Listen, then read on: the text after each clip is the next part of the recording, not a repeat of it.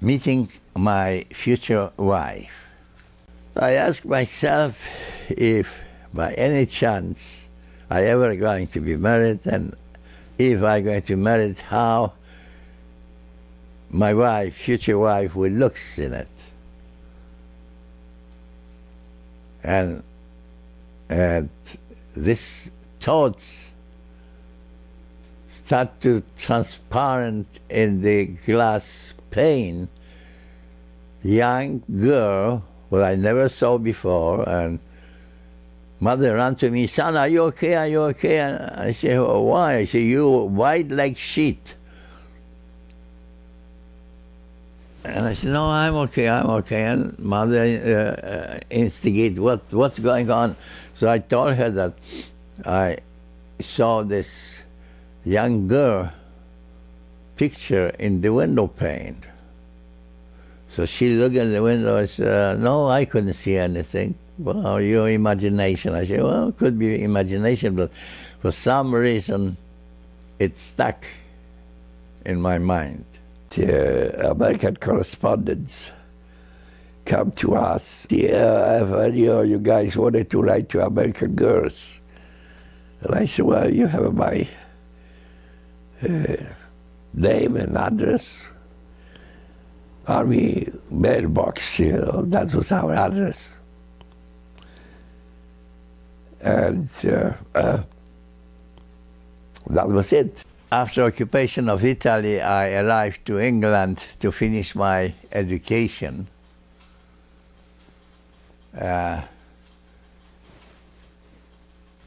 I get the letter, and what was unusual from the letter, that it was chasing me through the Egypt, through Italy, and every places where I've been was stamp of our secret army code.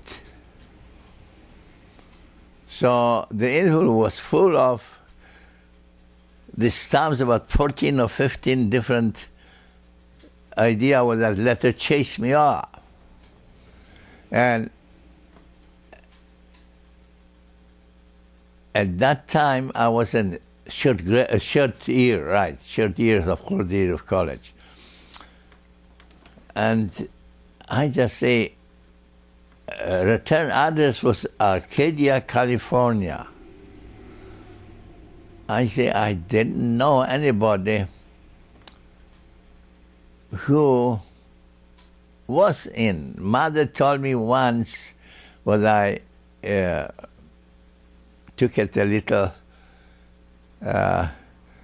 less serious, that my forefather was serving in Polish Lancer under Pulaski with Lafayette.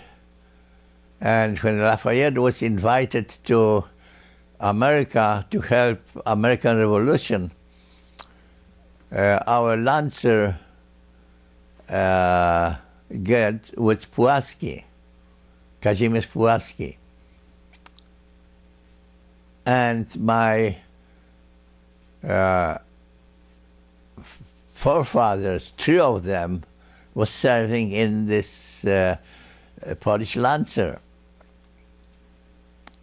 And when they arrived to America, there was Pulaski get ordered to attack British artillery under Savannah, Georgia. And this fight, Polish Lancer demolished British artillery, but my forefather, when I came aligned, was mortally wounded. And Kazimierz Pulaski was killed, wounded too, but died from wound. And according to the story, what mother told me, that some Dutch farmer picked my forefather from battlefields after and cured him, and he left back to Poland. two brothers stay in America. So I just thought, well, could it be that these two brothers find my name in paper and try to contact me? So I opened the envelope and something fell on my foot on the grass. And it is a letter from a girl who wants to correspond with Polish GI. I said, oh, wow, that's a different story. And she was telling all, and that letter was written about 18 months before, or more than 18 months, yeah. It was probably about over 2 years before date was.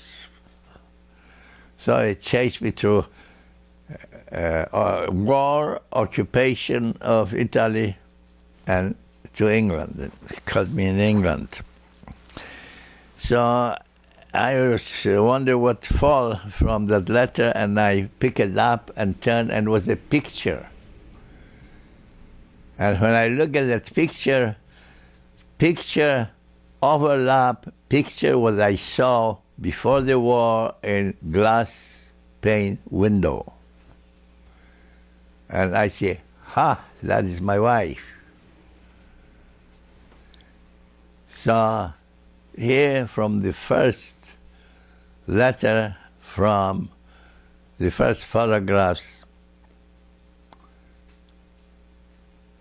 it was designate almost now that she is, but she corresponds to about 18 different soldiers. It was about 10 Polish, French, and some other soldier, Russian soldier too.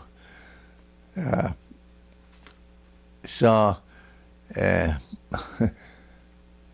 I just thought, and she was telling me in the letter how many soldiers she corresponded, how many parcels she sent to family.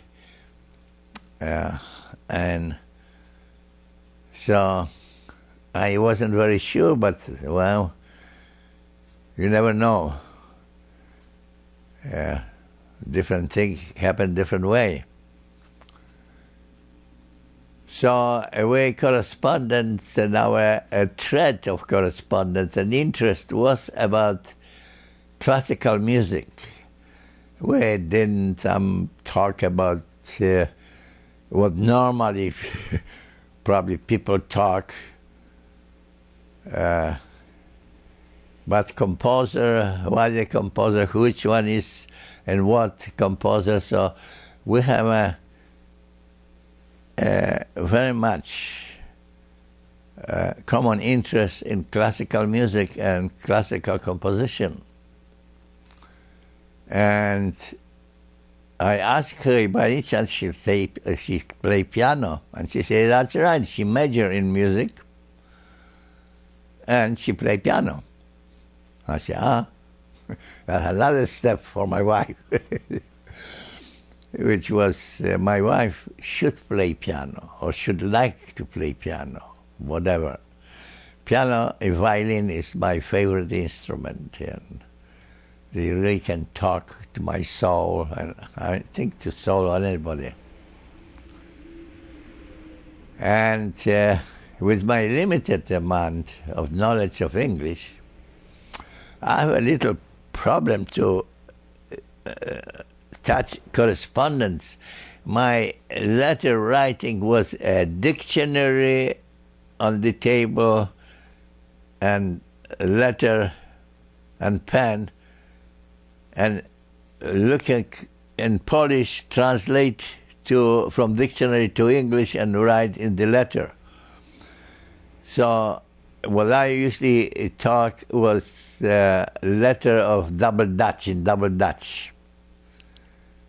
And surprising me no end that she could read my double Dutch. And she understands, and many times I couldn't find even in dictionary stuff what I wanted to express. So I go to ESP system of seal the message. And I did a few times. And by the way, she answered, and she read the seal the message. She answered what I wanted to ask without writing in it. So I just feel that that connection starts to be a little more than coincidental. That, as in Italian say, la forza del destino, that our destination to be two pieces in the pie become realistically. So, fourth year when I graduate from college, South Africa sent scouts to get some people with building knowledge, and that's what I studied, architecture. Signed contract for 5 years to go to South Africa.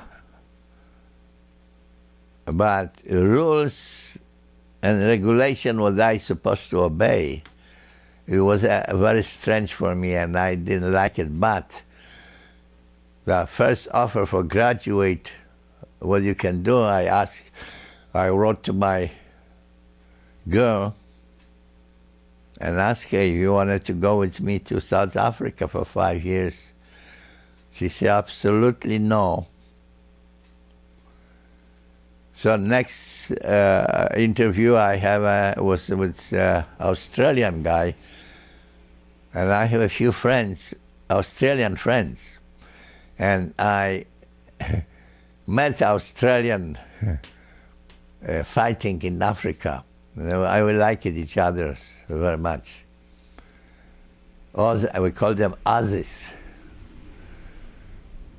They was fun people, very good. So I said, well, probably Australia will be okay. I didn't like it, South Africa, because too much segregation. You're required to do this, not go to this restaurant. You must not ride in this bus, not sit to black person, whatever. I said, that's not for me. So I was glad that she said no. So I wrote her if she want to go with me to Australia. And she said no. So I have very little choice, but ask her, say, well, tell me where you wanted to we meet together. And she said, well, as close to the United States as possible. So I went to London to Canadian Embassy and asked them if they have some pamphlet about immigration to Canada, and they, of course,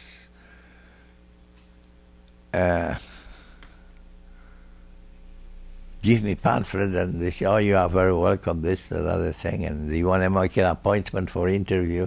And I said, not yet. Meantime, girl, what I know, and quite a few of them, I have a whole gallery of them, notice Canadian, and she was the doctor. And you have a Canadian pamphlet. I said, why you want to? I said, well, I think probably I plan to go to Canada. I said, no, you couldn't go to Canada. You're going to marry me, and you're going to go to study, and we're going to settle here in England. I said, I don't know. So after this meeting,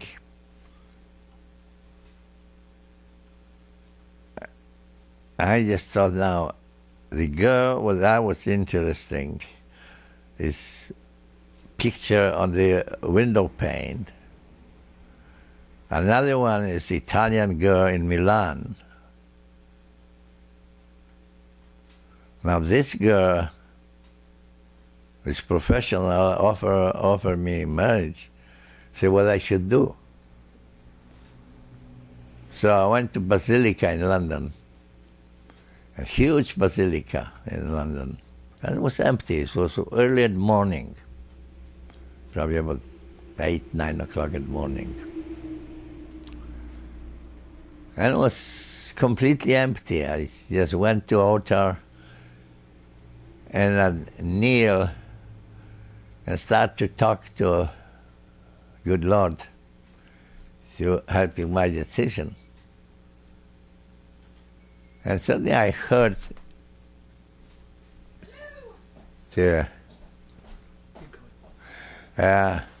like shoes walking on the alley.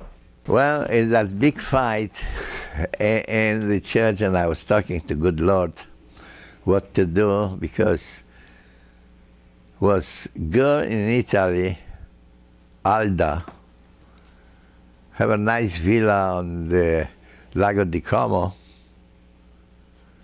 She is on short years of university, Milan, and her uncle was professor at university in Milan and chemistry department. And they indicate if I wanted, I can stay in Italy, and he put me to university in Milan. I married her cousin. I went a few times to their home, and it was very pleasant in Milan. We went to the show a few times, and it was a really serious thought, especially that her picture was a little similar picture what I saw in window pane. At that time I didn't know, when I saw her, about these photographs that I received in England. Now the second girl, now she have a profession, she have a house in London. She should be worried about thing. But my main concern was that both girls have money and I don't. And I just feel that probably in family tradition in Poland, that men supposed to be wage earner. Men bring money to the girls, and girls manage the money. So one thing what in Basilica, angel on my shoulder was whispering to my ear. I said, "Are you going to break your family tradition?" So think about the window pane, think about what Gypsy told you, think about, so I was engrossed in this discussion more or less with my Lord and with angel on my shoulder. And I heard that foot going to the floor of Basilica is so loud, because nobody was there, but echo of that foot. So I turned back and I saw some lady walking, and she was full of black veil, you couldn't see the face. And she come and she kneeled next to me, almost touched my elbow. And I say, what is strange? This all is empty, only me now, her. Why she want to stay close to me? So I look at her, and to the veil, I saw her face, and she was crying. So I said, well, probably I should say prayer for her. I don't cry. I have a problems, but she have a bigger problem, so probably I should. So we both was kneeling there for about 20 minutes and was praying. And we get that, and suddenly she gets up. And I didn't hear her walk back with the shoes, no noise. So I turned back, and I didn't see lady. I didn't see her. I said, hey, that was about 200 feet. I said, she couldn't just disappear just like that. So that was very intriguing. But what that lady brought, peace of my mind. After she left, I didn't have any problem. I go to Canada. So to me, I say again, thank you, Angel. You make a decision for me. And next time we met with this girl, doctor, she was Polish girl. She said, sorry, I'm going to Canada. Well, nothing I can do. She recognized my decision, and she even she was planning for marriage. She respects my decision. Now, when I arrived to Canada, I was get invitation to Canadian Council for visa to Canada. So I went there, and of course my English wasn't very sharp. So Council have a Polish girl was interpreter. So she told me that there are number of contractors looking for Polish soldier to sign the contract. So he called me to interview me if I know. And I didn't know anything what they want to require, but that girl say yes, you say yes, yes, you say you know everything. It was tree topping. You must go on the tree to Athabasca, to Northwest Territory, and topping the tree. I told her, I said, well, I climbed the tree, but I never have a chainsaw in my life. I said, you say yes, or if you say yes, you can next week you can go to Canada.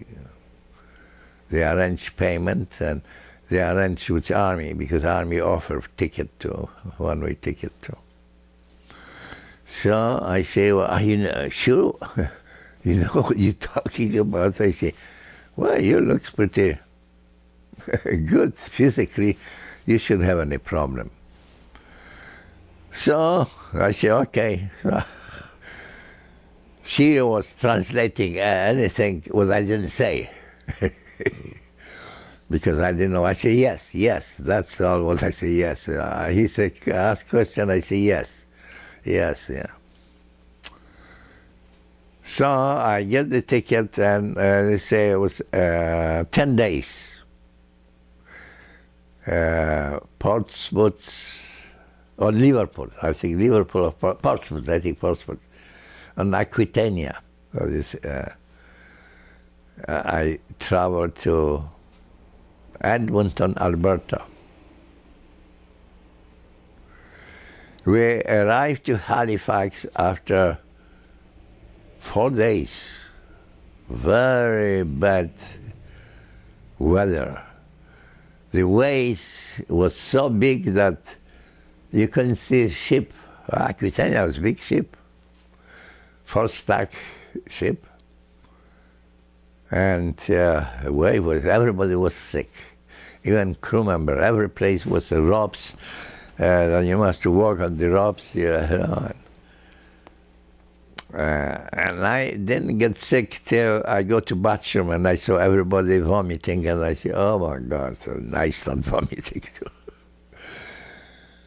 So when we arrived to Halifax, the Canadian interview, and asked, government have an offer to settle on the quarter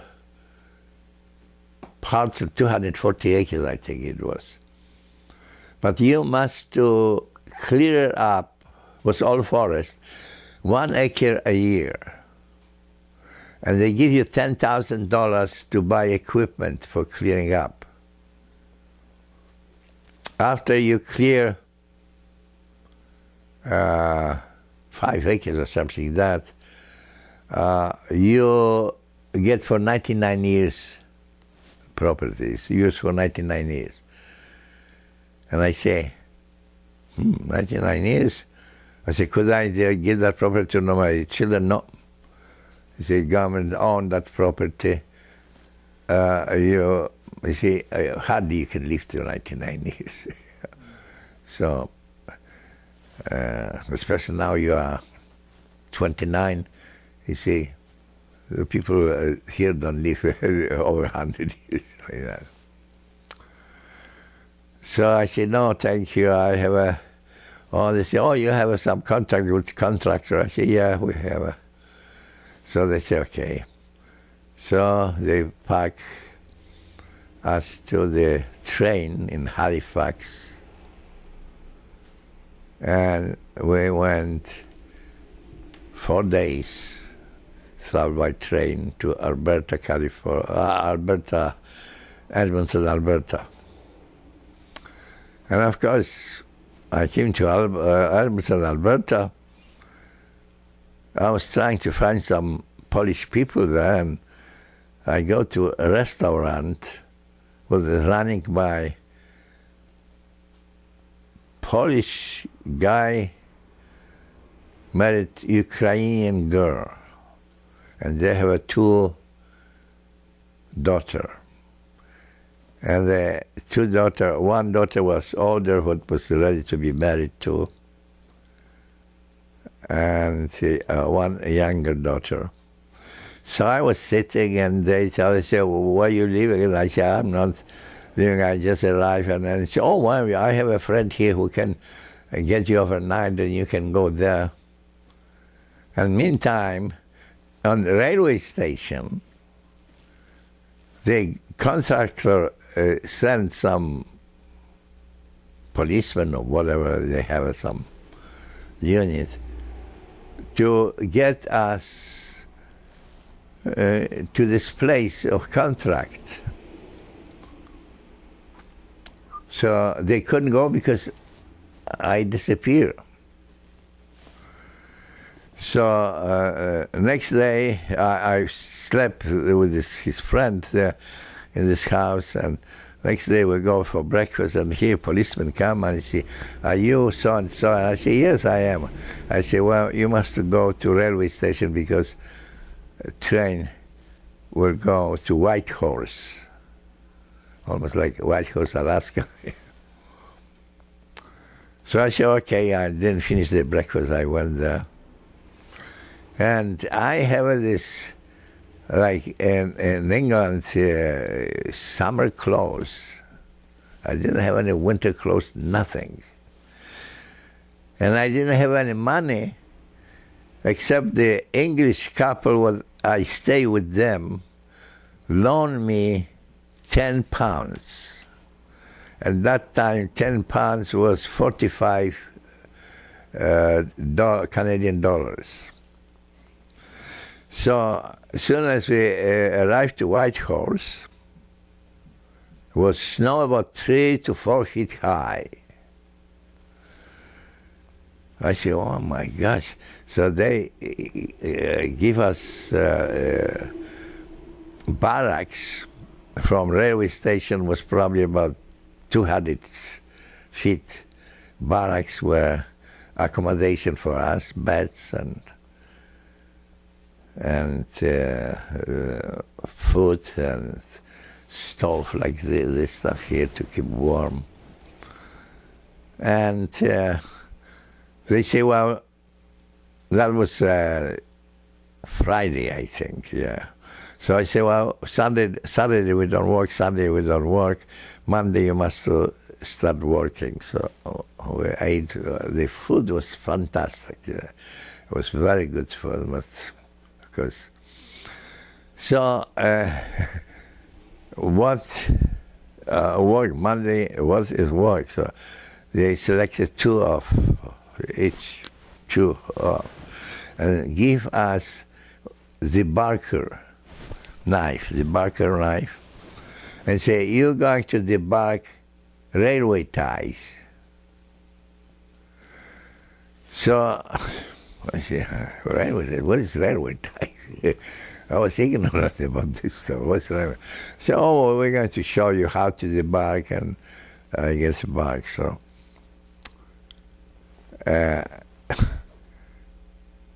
he took, I have this partner, which brother went to Canada year before, and he get to oil drilling place, and they was paying pretty good money in oil industry. So he said, well, I'm not going to be very long, for a few months I'm going to be here, and I'm going to summertime I'll probably go. But I say, well, we go and try to debark this, so we must to go and dig it out from the snow, pile of frozen tire. So it was terrible too. So we, two of us, 38 tires a day with the bark and stack them on. And we get home, and that was for about 2 or 3 days. And guy from contractor say, well, you know, guys, you must debark some more tires. I say, well, why? Because we charge you $2 for accommodation and food, and you we pay only 5 cents per tire. So you make it under $2, so you even don't pay for not only that money for yourself, but you don't pay. But in that, you know, summer clothes from England, that was cold like hell. So I said to my friend, I said, we must go to the store and buy some. So I went to the store and buy some Andes, heavy Andes, and heavy Andes help a little bit be a little more alive, you know, and so we start to make it, I think 52. That was our maximum. So a guy came next week, came and he say, well, you guys improved, but still he's not making enough money. I said, well, could you put me in some other place where I can make more money? He said, well, if you wanted to. You're going to Greenwood chain, how they call that? Greenwood chain. So I mean that they cut the tree to 2 by 12, 2 by 10, you know, and you must remove that and stack them, remove and stack them, and say, we pay $1 an hour.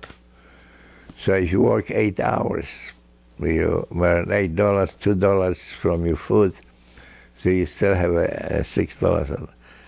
But that is heavy, and that is 20 feet long, you know. I have a muscle in the army, one muscle, but not muscle like that to carry this stuff. But I did the best, and I worked for 3 weeks there. And I have enough money for train tickets to go to Edmonton. But I didn't have enough money to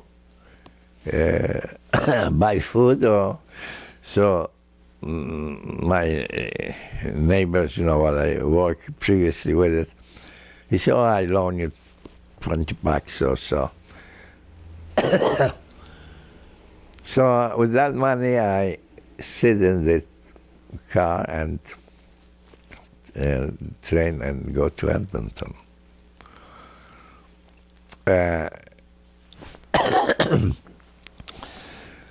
So I go to Guy, who actually have a contact, Mr. Sulikowski. He was Polish. He was born in Canada from Polish parents, who emigrated to Canada before the war. And he have a contact with Canadian consul in London, because he knows a few contractors who want a Polish, and he said, hey, that is a good place, because you could emigrate to Canada if you have a job in Canada. So any job give you tickets to... I went to Mr. Sulikowski and asked him, I said, hey, are we prisoners? Are we slave labor? What's going on here? And he said, well, no, you are not slave labor, but you have a contract. I say, well, wasn't anything in the contract. They're going to pay me 5 cents per tie at the winter time, dig that tie from it. And he said, don't talk about that. I said, forget about it. They're not going to investigate you. A contractor who you signed contract, he don't want it that the slave labor will be put in newspaper or what. So I say, I'm going to find you some job. I say. So he have an architect for design houses for him. He was a house builder. And he said, well, I would take on my crew, but I have a full cruise already. He have a 2 or 3 crews, he was a good-sized builder. And he said, but you have this education, architecture education. So he go to architect looks at my work, and he said, okay, you can start tomorrow, $75 a month. Now, $75 a month, that sounds pretty good, yeah. I get myself apartment, the bedroom, a little dining room, and a little kitchen. That's all what I needed. And I have enough money to live in it and save a little money in. So my girlfriend, invite me for graduation. She was 18 years old, and she invited me for graduation. So I said, well, I couldn't go for graduation. I don't have the money to travel to California. But I will have the money to buy her engagement rings, because in Poland, engagement ring is a ruby. And ruby is not a very high price jewelry. So I just thought that $40, $60, it's going to be okay. So I went to the jeweler. He was Polish too. And he said, here in America, engagement ring is diamond, not ruby. He said, you must get diamond. And I said, now, how much that will cost? And she was cheapest diamond here, half carats or whatever it is, 120 ruble, dollar. And I said, well, what do you suggest me? And he asked me what I wanted to do, and I said, I wanted to send that to my fiancée. He said, where's your fiancée? In California. So he was quite interested. He said, tell me your story. You never saw your fiancée. So I told him story. I said, hey, I have here for $420, and I sell you for $220, the diamond ring, engagement ring. And I'm going to send that ring because you don't know how to, and it's prohibited to send the rings to the post office, diamonds. You can say, I'm going to send these rings. So he find the box for fountain pen, old Packer fountain pen, and wrapped the rings in, and I wrote him that I propose if you want to marry me, and his engagement ring. And he put that as fountain pen, and he sent that to. And he said, don't worry, you're going to pay me $5, because I said, I don't have a $220. Maximum that I was trying to spend 60, 80 bucks, and I'm not. You see, don't worry, you pay me as little as you can afford to. So I sent that, he sent that, and also I asked him to send bouquet of flowers for graduation. And she received bouquet of flowers, and she received special delivery, the ring. And she told me after they was eating dinner, and the guy, post office guy, came in, special delivery for Pat Barry. Her middle name was Barry. And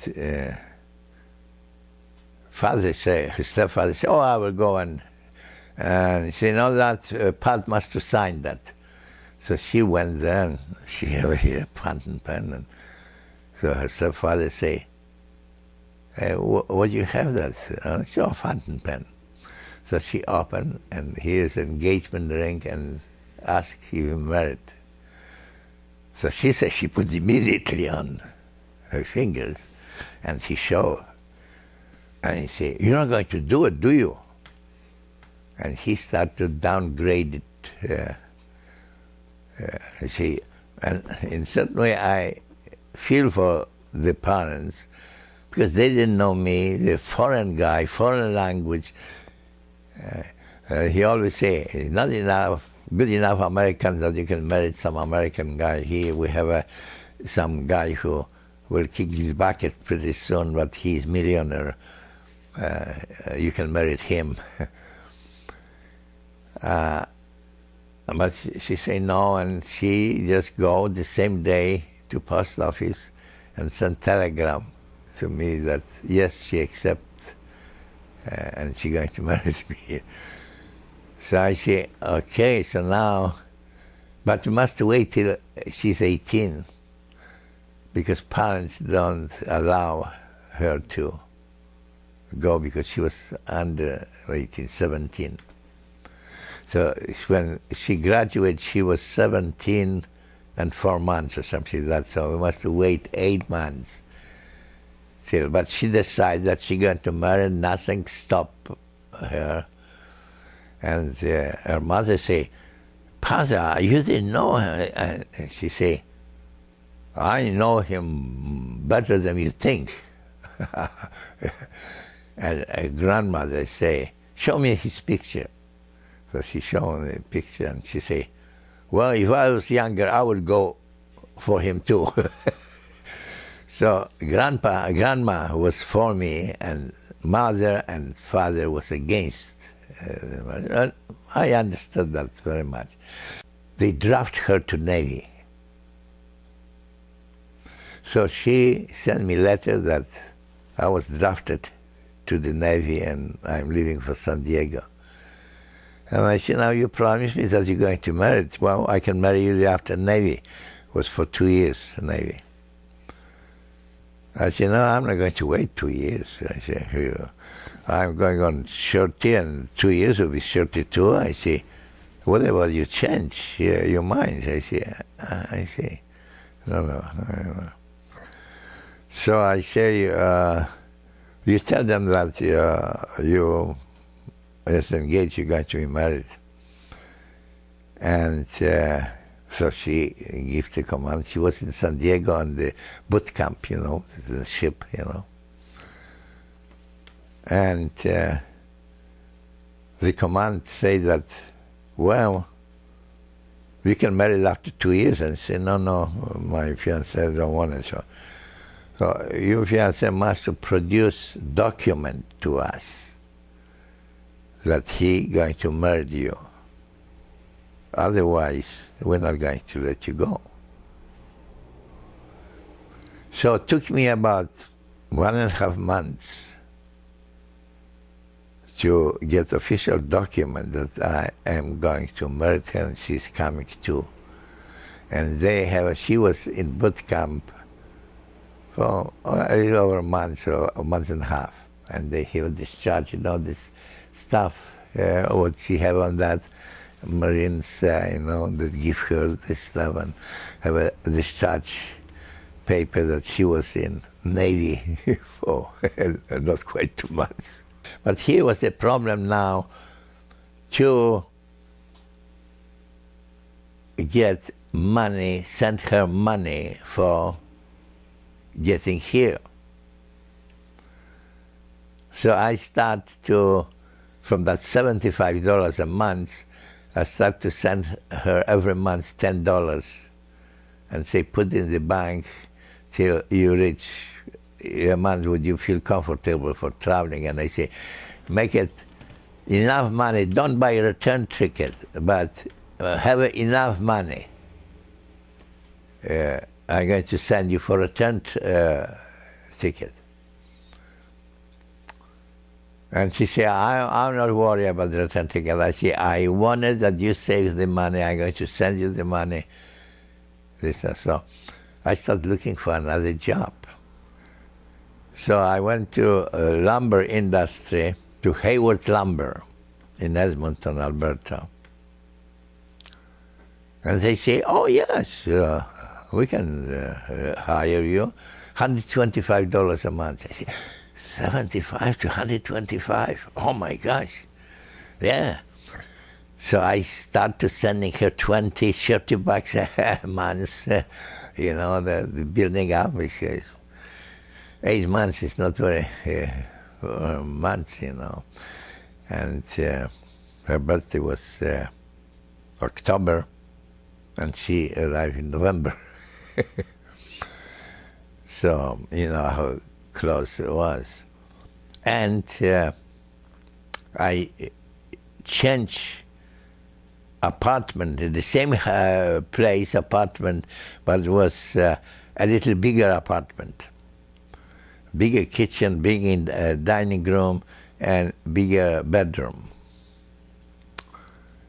And I told everybody in the lumberyard that I'm going to marry a girl and I never saw before. And everybody say, that is impossible. I say, are you sure what you're doing? I say, yeah, I'm sure about that. So everybody in a lumberyard feel sorry for me and feel happy for me. So when she arrived, they let me day off, and she go and meet your fiancé, And I said, okay, I'm going to take a half a day off because there was some big contract where they have a window, and I will make a design for windows, I said, I'm going to take a half a day. And so she wrote me telegram from Los Angeles, California, that she's going on the bus to Edmonton, Alberta. So she arrived to, I don't remember that, Grass Valley or some border, Canadian and American borders, and a Greyhound bus stop, and Canadian mountain police and immigration people, everybody interviewing. So they call Pat, and they say, look at her, she looks like from Hollywood, you know. I say, where are you going? And I said, well, she's going to Edmonton, Alberta. And I said, did you what the day before? No, I go and married my fiancée. They say, fiancée? You are from California? You have a fiancée in Edmonton? And I say, yes. How you met them? She said, we never met. That's what I'm going to meet him. And they started getting suspicious. They interview her for 2 hours. They call Ottawa what they should do. So from Ottawa, they get answer that give her visa for 3 weeks, 3 or 6 weeks, I think probably 3 weeks. And if she's not going to be married in 3 weeks, we're going to deport her because we have a suspicion that she's a runaway girl. She's 18, just finished 18. She could be a runaway girl. So they put her on the bus. She arrived to Calgary, and in Calgary she sent another telegram to me that the bus arrived to Calgary, and she going to be in Edmonton 11 o'clock at night. But I never received that telegram. So I went to bus station in Edmonton, and I asked them if bus, she gave the number bus, it was very good, arrived to Calgary, and from Calgary to Edmonton, what time will arrive? And they say, well, we have this number of bus, will arrive 11 o'clock at night. And he said, do you look for some special? I said, yes, my fiancée. And he said, what's her name? I said, Pat Barry. I said, look at it. Oh yeah, Pat Barry is on the bus. So I said, okay. So I inquired that at about 10, 11 o'clock in the morning. So I was all prepared to meet her at 11 o'clock at night. But I have only $25 in my pocket. And I go about 10 o'clock to Greyhound bus station in Edmonton, and I wait till 11 o'clock coming, bus arrive, and a lot of people unload, and I check it, no part, no part. Suddenly I see 2 suitcases, and here's a part. And I say, Pat, and she looks at me and she dropped the suitcases and ran and hugged me. So I all pick up suitcases and I say, well, doll, I told you I have an apartment. Do you want to stay in a hotel or you want to stay in my apartment? I say, apartment, a natural apartment. I'm going to stay with you. I'm not going to stay in a hotel. I said, good, because $25. The hotel in Edmonton at that time wasn't cost very, but $20 a day wasn't very much, but still. So she was so happy, and I said everybody was looking around, you know, what's going on? 11 o'clock, night, and so she just pulled that card and she gave me, and I said, what is that? And she, wow, funny parents in bus station give me permission to marry you. So here's the card that parents, I say, okay. So I say, well, my apartment is probably about 20 blocks from the bus station. So I said, we must take a taxi. So I called taxi and we loaded the suitcases. She had 2 suitcases with her and 3 suitcases with before.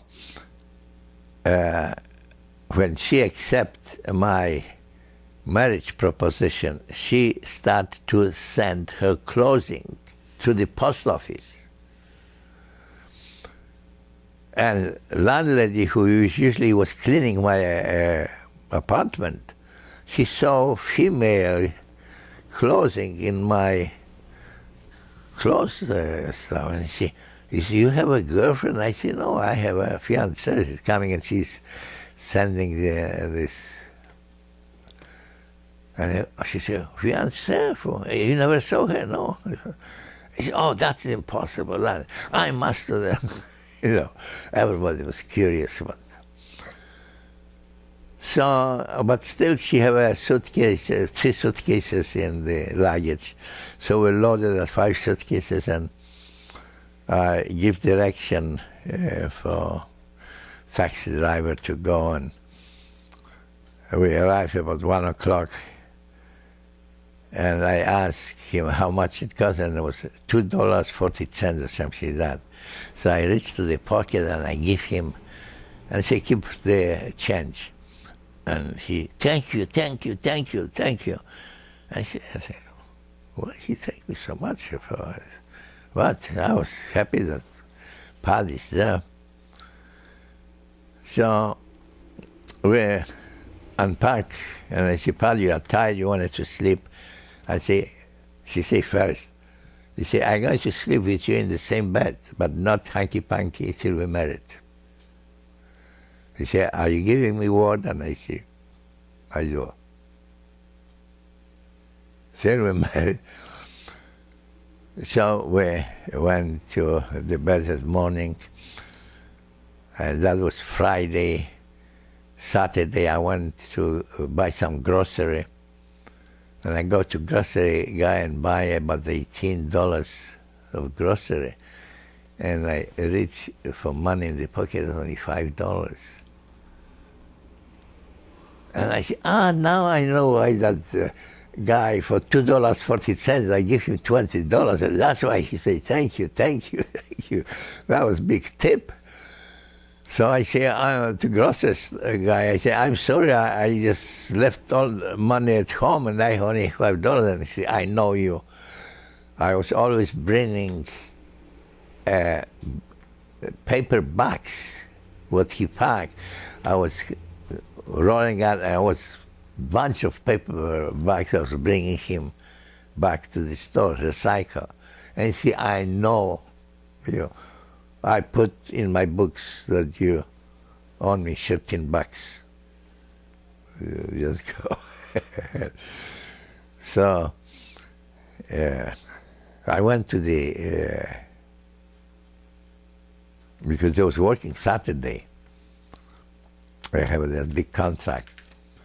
And I lock in the apartment part. Not realize that bathroom is upstairs. That bathroom is, we didn't have a bathroom downstairs, we have a bathroom upstairs, just similar like here. So I went there and I say, oh, I must leave back home. And say, why? Because I used to lock my apartment all the time. And somehow I didn't realize that Paddy is force of habit. I lock my apartment. I say, I must unlock. I say, well, take it, the rest of them are. So I came back and opened. I said, well, did you need to go to bath? I said, no, that was okay.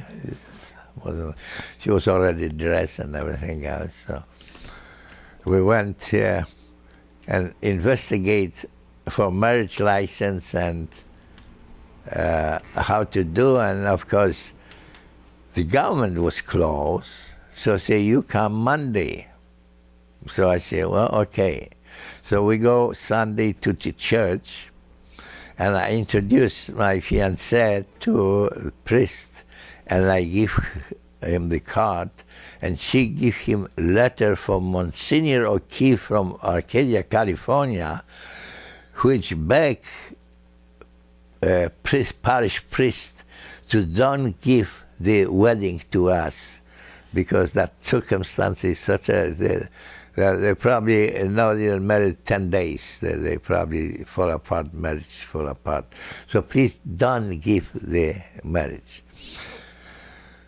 So the priest talked to us, and after she gave her that letter, she read that letter, and she asked us, she said, what do you kids want? And I said, well, we wanted that you married. I said, well, you tell the story, and I say, I never heard I'm priest for so many years and I give so many weddings. I never heard any wedding like that. Besides that, he said, I get the letter from Monsignor O'Keefe, where she was in school.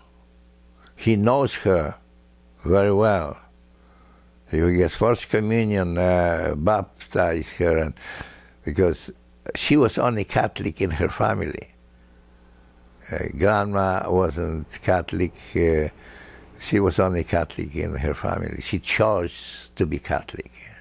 And I say, well, thank you, Angel. Apparently, that was la forza del destino. Force of destination make her to be Catholic. And we say, I couldn't give this. So I told him, I say, well, you must give us a wedding because she have only 3 weeks. And he say, it's Advent, and you know, you are a good Catholic, you know that we are not allowed to give marriages in Advent. So I say, oh, they're going to deport her. I say, I couldn't help you nothing. He say. So I say, okay, Monday I go to the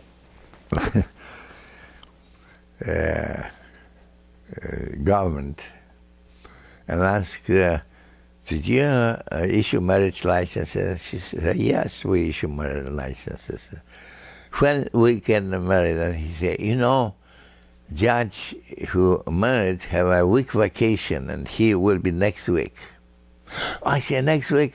That'll be fine because she still have 2 weeks too. So she said, you next week you come, you ask for a judge, Honorable Judge Packard. So next week we come in, and meantime, we were sleeping together, and we was trashing culture adjustment. And I told to my dear girl, I say, I know we have a Western culture, you America have a Western culture, I have in Poland Western culture, but still we have a tradition and differences and different culture. So we trash our 2 cultures. We are trash our adjustment.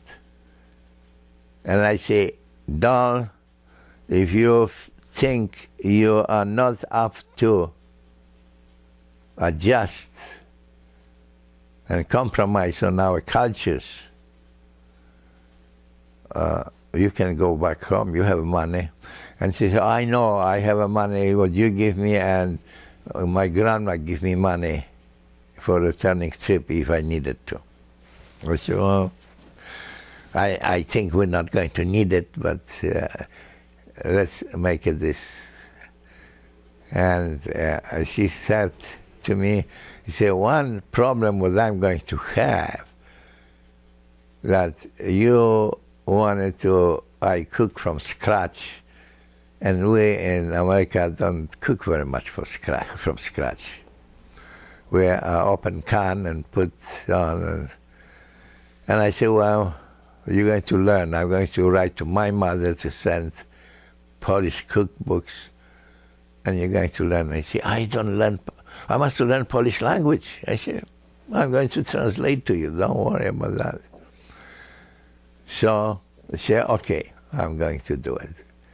And we go to next week to government, and I asked Secretary if Honorable George Packard. He said, oh yes, he is. And so she went and said, well, Judge Packard asked you get there. And we went there, and he looked at us, and she, oh, I understand you kids wanted to be married. And I said, yes, I'm married. I said, well, you fill that application, I can marry you right away. So I said, fine, and we filled that application, and I said, do you have witnesses? Because we must have 2 witnesses. I said, no. You have no witness? Oh, that, no worry, I'm going to call 2 secretaries, and they're going to witness the marriage. So he called 2 secretaries, and he looked at an application and said, you were born in Poland, and you are born in Hollywood, California. Where you met? And I said, right here. I said, right here? You didn't meet before? I said, Judge, it's a long story. Could we proceed with? So he proceeded. He said, are you both Catholic? They asked secretary to bring Catholic Bible and the ceremony.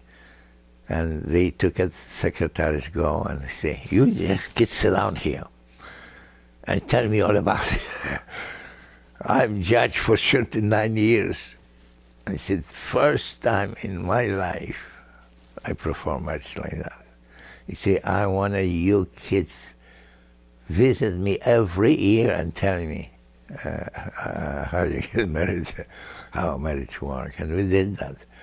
Every year we go and call him, and first baby was born. In fact, we was trying to get him as Christian father, godfather. And he said, no, I'm not Catholic, so I couldn't be godfather. But he was very happy. Till he died, we was keeping contact for about 7 years with him on it. And right away we go to the immigration and give this, and Pat was clear to stay as long as she wanted to. And they asked her if she wanted to change to be Canadian citizen, and she said, probably no, what do you think? She said, what do you think, husband? I say, probably you better hold to a citizen. They couldn't deport you now, you still are. So every place we go to, they say, oh, you are American. And she say, how do you know you're American? Because you have an American accent. After 7 years living in Canada, when we arrived back to America, Los Angeles, everybody say, you are Canadian. I said, no, I'm born in Are you kidding me? You must be Canadian. I said, why? You have a Canadian accent. So, anyhow, we went home and we was very happy. And at that time I have a little embarrassment, because we was so happy, and we go home on the bus. Well, I didn't have a car, on the bus. And when she go on the bus, her Andes fall down on the leg of the bus doorstep. And I I look at her and say, what she's doing on that doorstep? And she's picking her hair on this floor. I said, oh my gosh, I was pretty embarrassed. And I don't know if that was caused because next year I saw on the buses in Edmonton picture of lady in her position with Andes down. And I say, Pat, you see what you did? Now we have this stuff in, but we decide to change from that small apartment to a little bigger apartment. And I leased the piano, because piano at that time, it was a nice piano. They won $1,800. The piano was worth more than that, but they say, well, we can lease you for, I think it was $28 a month or something like that. So I leased the piano that she can play piano for. Don't forget to play piano. And she had a good voice, singing voice.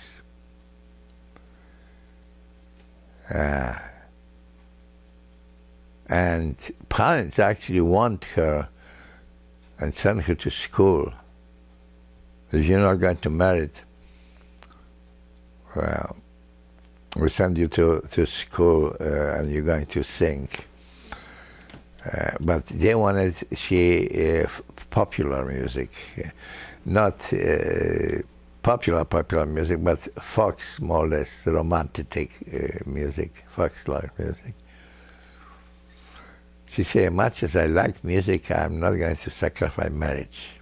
The priest said, no, or you couldn't get married. So when we get civil ceremony, one Sunday, he told that we are excluded for Catholic participation in the church because Catholic religion don't recognize civilian marriage. So I went to the roof. I said, okay, Father, if you want to fight, we're going to have a fight.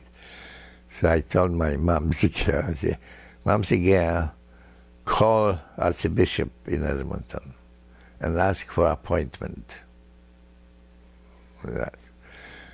So she called and they said, oh, well, yeah, Archbishop is on some session in East.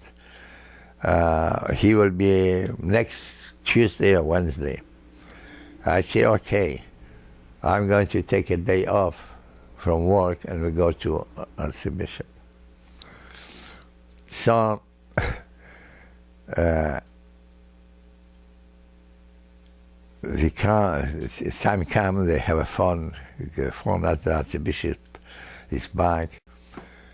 So you can come whenever you want. So I said, I wanted to come right away if you're going to see me. And she said, okay. So I said to Mumsie, pack it up, we're going to go. So went to Archbishop mansion, you know. And he said, I presume that you are a married couple here. I said, yes. And she said, that's what we come here. I said, well, if you are married, what do you come here? I said, we want a Catholic marriage. We have a civilian. Oh, civilian, why you have a civilian marriage? So I explained him. And he said, did you tell that to your parish priest? And he said, yes, we definitely told them. And he said he couldn't give us because it's Advent and because... And I said, he just really give. He said, he should call me. He said, I can dispense and give you a marriage in Advent. He said, he should definitely contact me and I will contact immigration authority and you won't have any problem. And he said, did you want them to be married by same priest? I said, no. I said, okay, choose your priest which you want to marry and go marriage. In the meantime, I'm going to punish the priest. He took it over his authority. He don't have any authority to exclude you from the church. And he publicly exclude you from the church on the Mass. He say, he must apologize to you. You go to Mass next Sunday, and I'm going to write a letter. And he moved that priest to put on the Northwest Territory. He moved him from Edmonton to, he really didn't like it. And we apologized for us, and I say, we wanted to stay Catholic. As I told him, I'm born Catholic, and he say, we took at that stuff. We know that church don't reckon, but I didn't have any choice. And he said, that's right, you didn't have any choice. And he should contact immediately, and I would call immigration authority because I couldn't stay in Edmonton, she must go there. But I would call immigration authority in Ottawa and say, it won't be any problem. So he said, that priest really stepped over his authority, and he said, I'm going to do something about it. We have a wedding which he didn't have money for. And the place where we used to have an apartment before, he was Ukrainian guy, and he liked us very much. And he said, I loan you $125, and after wedding you pay me back. And I said, how I can pay you back? And he said, you don't Canadian, an American process. I said, what process? No, in wedding, after dinner, you have a dance, and after dance, you have an intermission, and everybody come with their present. You have a sit another side of table, and they come for a present, and you have a dish, and everybody put money in the dish. I said, well, that is very strange. I never heard that.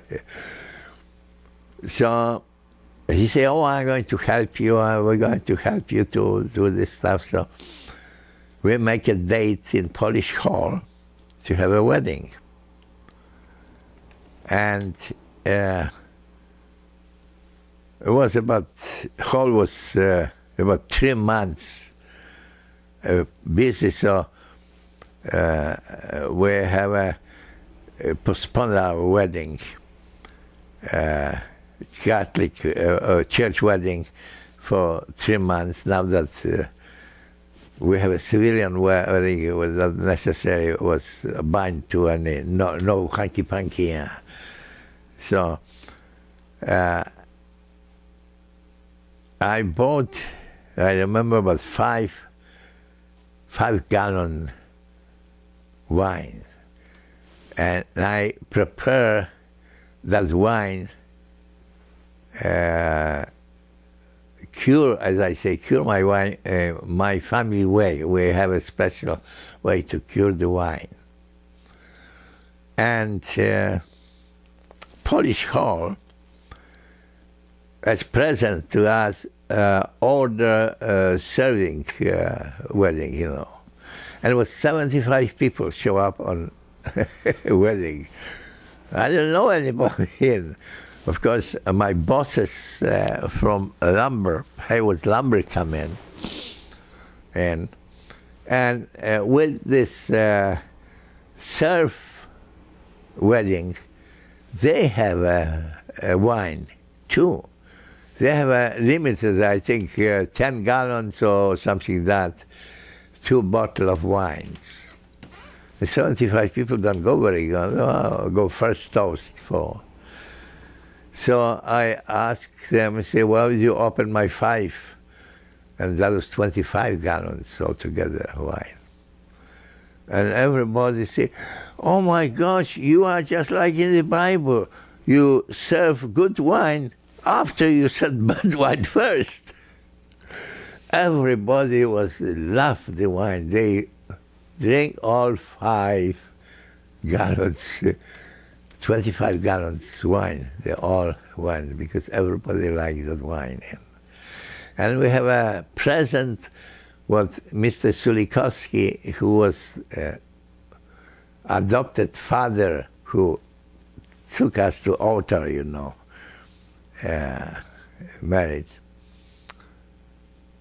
And he took a trip, about 10 trips with us, with presents.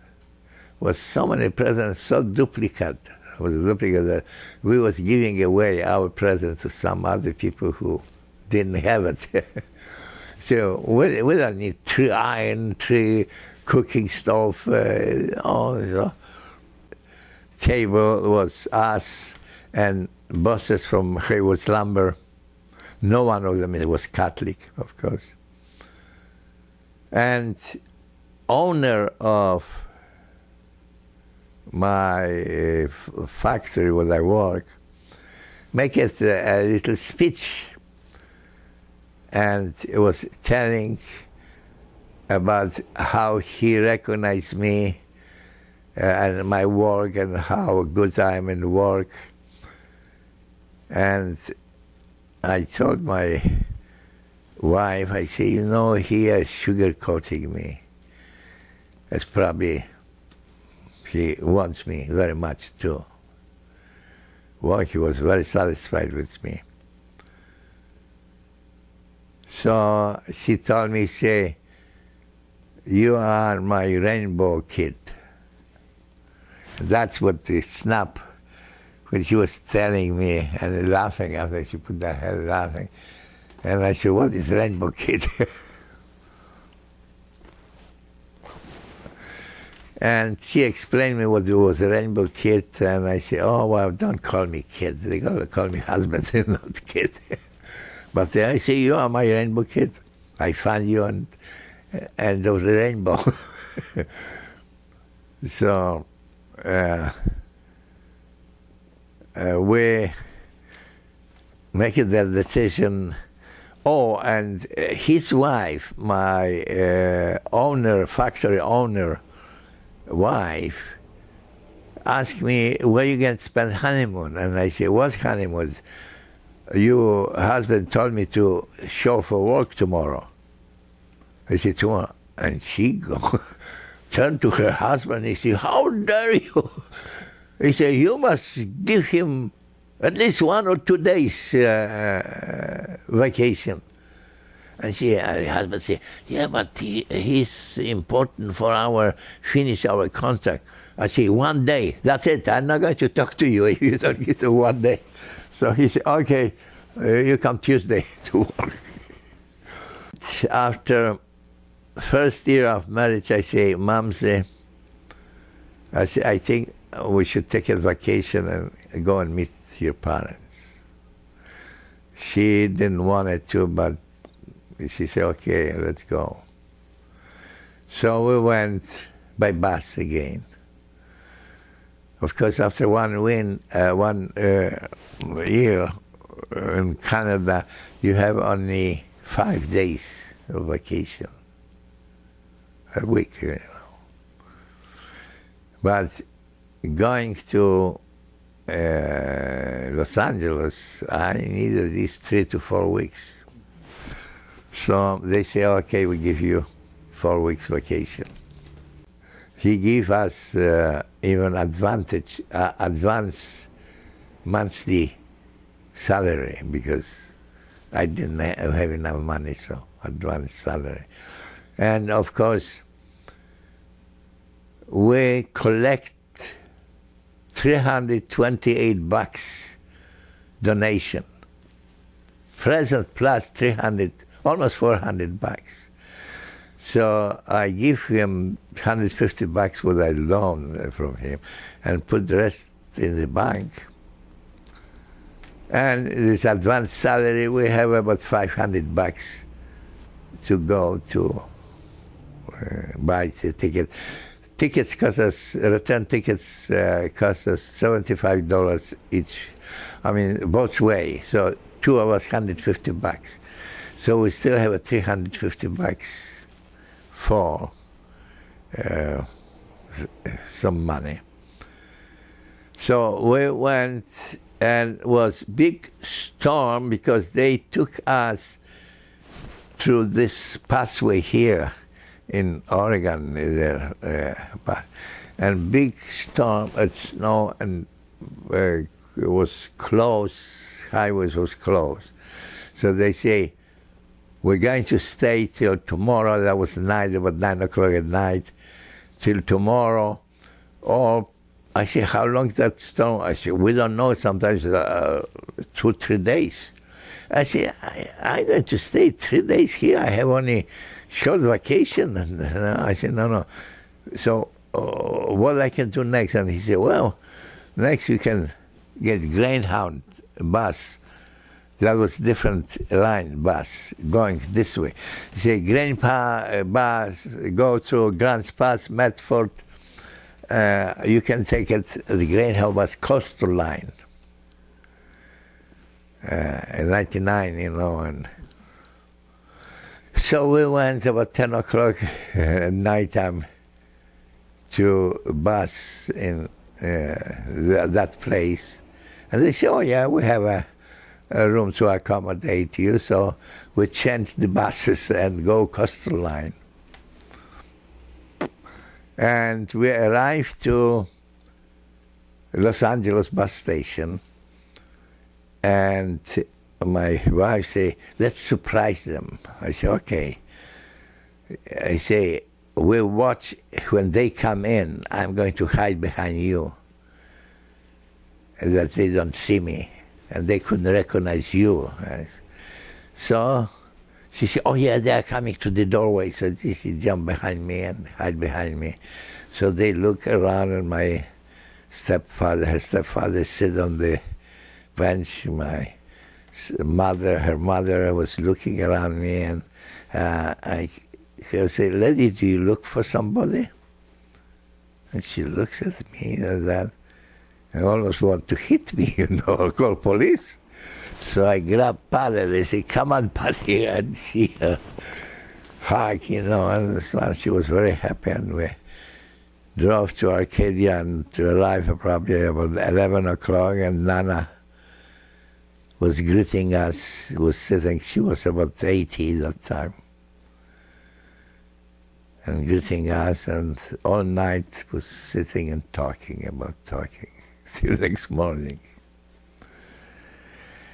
So, naturally, introduction to old friends as husband and wife. And they have a friends, Jewish friends, who they have a furniture store for Hollywood.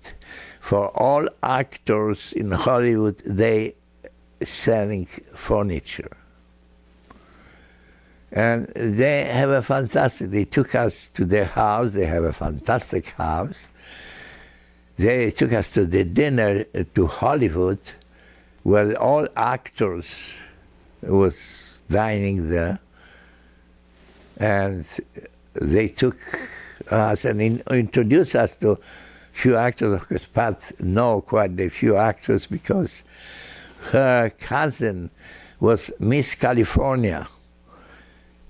And naturally, Hollywood was looking for Miss California to play actors, but she was not good. Shirley, she was very stiff. She didn't know how to act. She was pounds of makeups. I didn't like it her because I told my wife, our fiancé, that you're not going to use any lipstick, not makeups. I don't approve any makeups. I said, oh, thank you, husband. I don't like makeups, so that's good, I say. That's another, thank you, Angel. And opposite to Shirley, she was nothing but makeups. So every place, like in the car, she moved her face a little, and makeup's left on the seat or another. We met quite a few actors, And we have after tour about the furniture store. And it was just fantastic. Rooms after rooms after rooms, and they have an order for this Hollywood actors, for this Hollywood actors, and so after they took us to their home, and they have two boys, and one boy is about 12, and my wife told, he said, you know that 12 of boys, I was babysitting for both of them. One was about 12 and I was about 8. And that 12 boys wanted to marry me. And he said, could you wait for me till I get 18 to marry you? I said, I'll be too old for you if I wait for you. No, we can't do it. So we have a quite nice chit-chat with two boys. Now one is doctor and another is dentist. I think one is dead already. And I think dentist is still, he's in army. Dentist in army. But this couple of Jewish couple, probably dead too.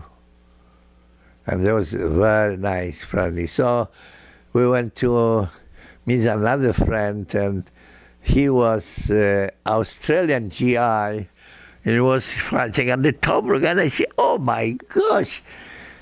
And he lost the arm. So he married American girl, and he get veterans approval. It's Australian. I couldn't get, but he's an Australian. He get veterans of American GI and everything. So they took us to Knott's Farm.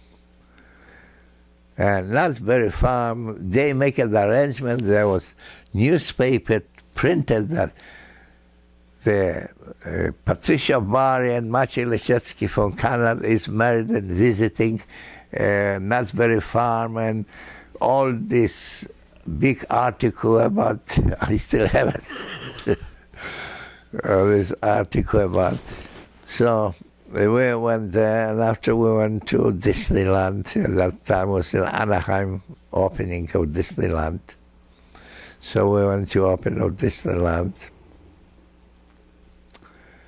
And we came back after 4 weeks home to snow of Canada. And I thought still $120 a month wasn't very much. So I was looking for another job. At that time, Brown and Root have a contract of building $75 million chemical plant, nylon, in Clover Bar, Alberta. That was about 8 miles from Edmonton. So I apply for that job, and the boss who interviewed me said, oh, I think you will be good here in our staff of engineers. So he said, I'm going to send you for interview to structure engineer for. I said, okay. So I went to the structure engineer. It was probably about 2 o'clock or 4 o'clock. And he checked me, my education, and said, I think, okay, but I want to, can you estimate? And he gave me a plan, one section of factory, how many cubic yards of concrete I'm going to need for this. So I said, okay. I estimate, and he came in about half an hour later, and he said, did you finish? I said, no.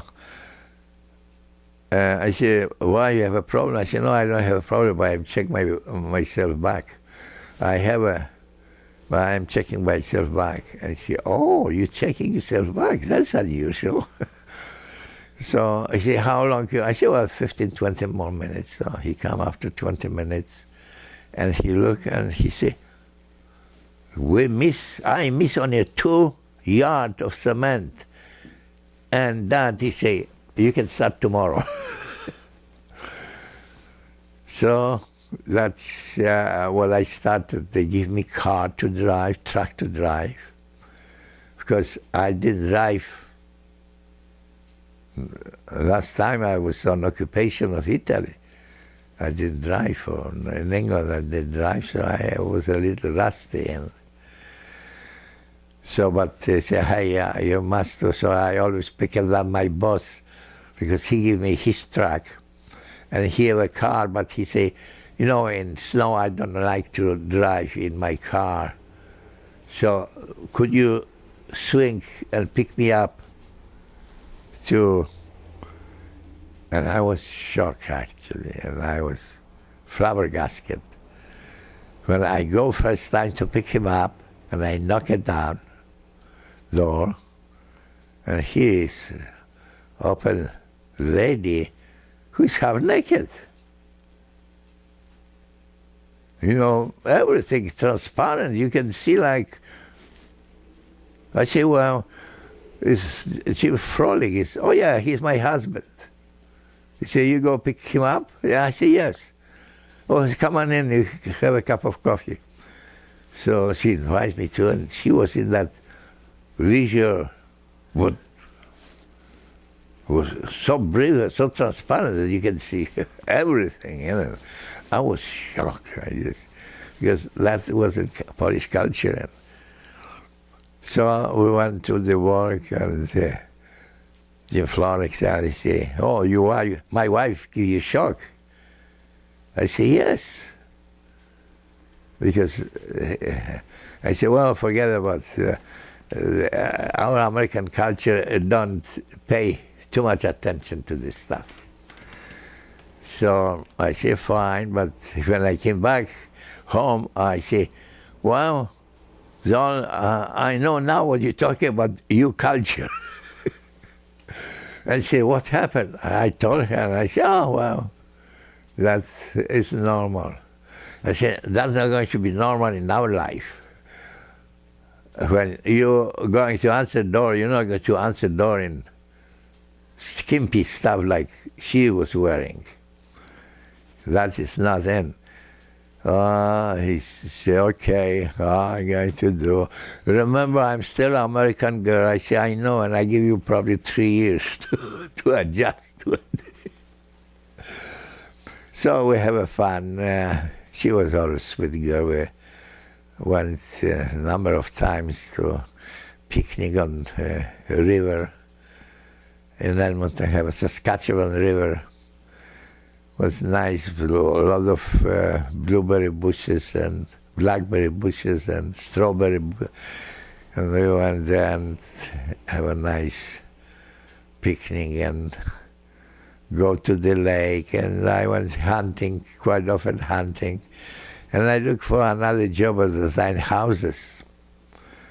So I opened a job in my job, because my lumber company didn't design houses, they designed millwork, window, doors, floors, all this other stuff. So I designed few model of houses which they put in Edmonton exhibition for advertising on the millwork.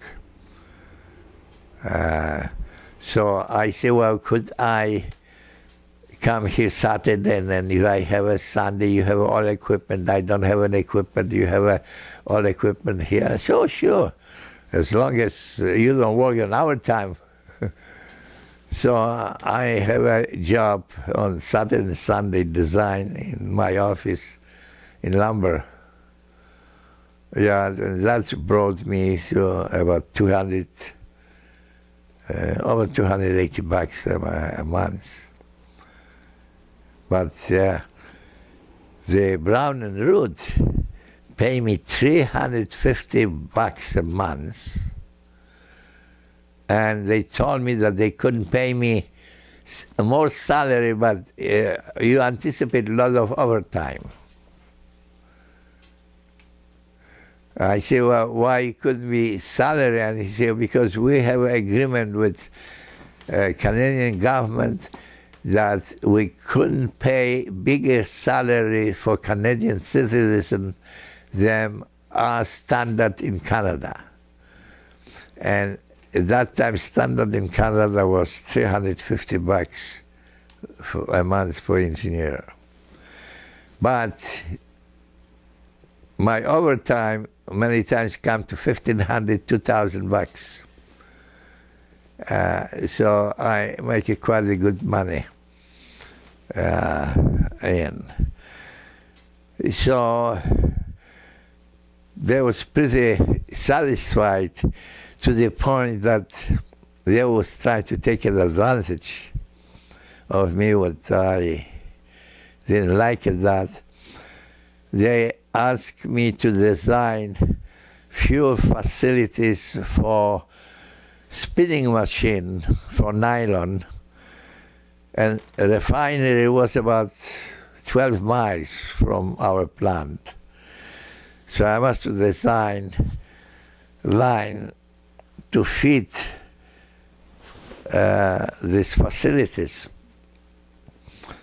And I designed valve boxes in the 12 miles, about 8 valve boxes, that in case something happened between, you can turn off gas and repair.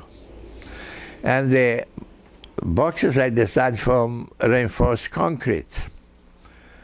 And boss come to me and he say, well, you try to build a battleship? I say, no, I like to build battleship, but I don't know if we can build battleship here. I said, no, I'm talking about that reinforced concrete what you put on boxes. And he say, listen, Jim Florrick,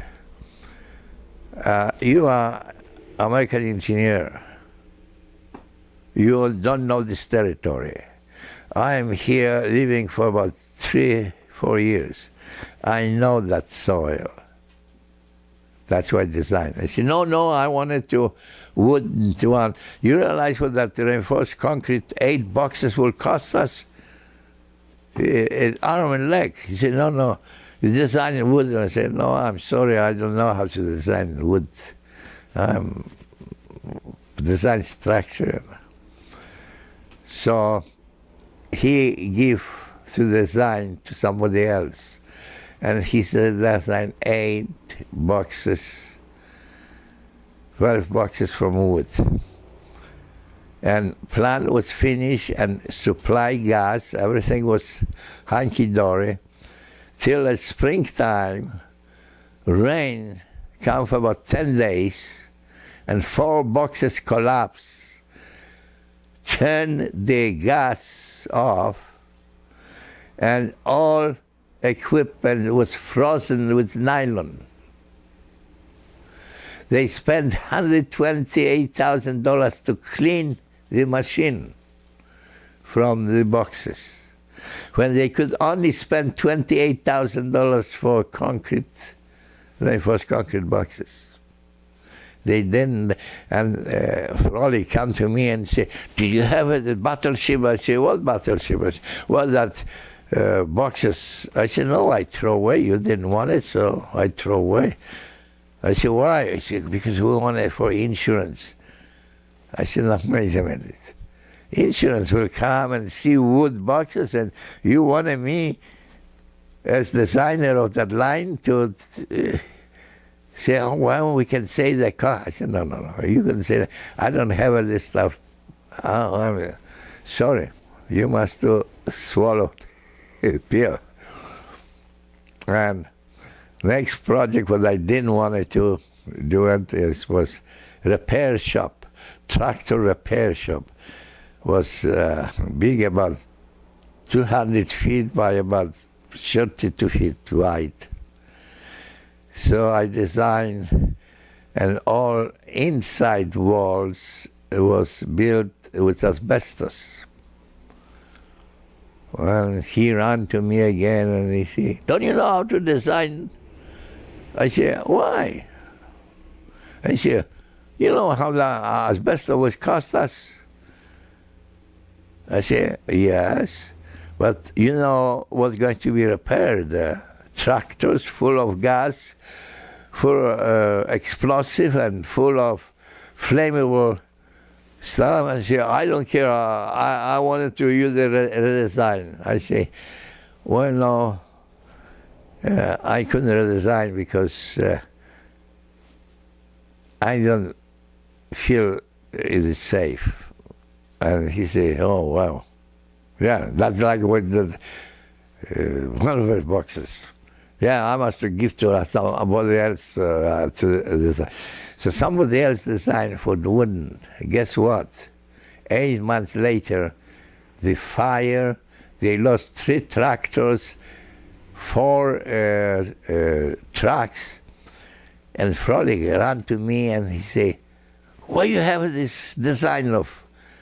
I said, "What design?" "Well, that shop design." I said, "You say you don't want it to because it is too much asbestos there." I said, "No, I want it now because insurance does pay us money." I said, "What?" I said, "Oh, insurance don't pay us money." I said, "Well, I'm sorry, I don't have this. I just throw away." But, "Oh, you're always throwing this stuff away. You should." I said, "I throw because you didn't want it. So why should other people use mine? Would you pay me for it?" "Oh, you always have an excuse." I said, "Well, could be, but..." So after it was finished, they want me to go to Kansas City with them. And I said, "Mumsie, did you want to go?" I said, "No way to Kansas City, I'm not going." To Texas. They have a headquarters in Texas. I said, "Why to Texas?" I say, "Because," he say, "he have contract, or they are bidding for in Philippines. They're going to bid factory. And it's going to be about 3 years contract. So I wanted to, if you wanted, so I go to Mumsie. I say, "Mumsie, do you want it to Philippines?" "No way." I said, "When I go, we go to Texas, and from Texas, a few months later, they probably send us to Philippines." "No way, we're not going to go." So they say, "Well, sorry. We're not going to keep you in if you couldn't freely go to different places."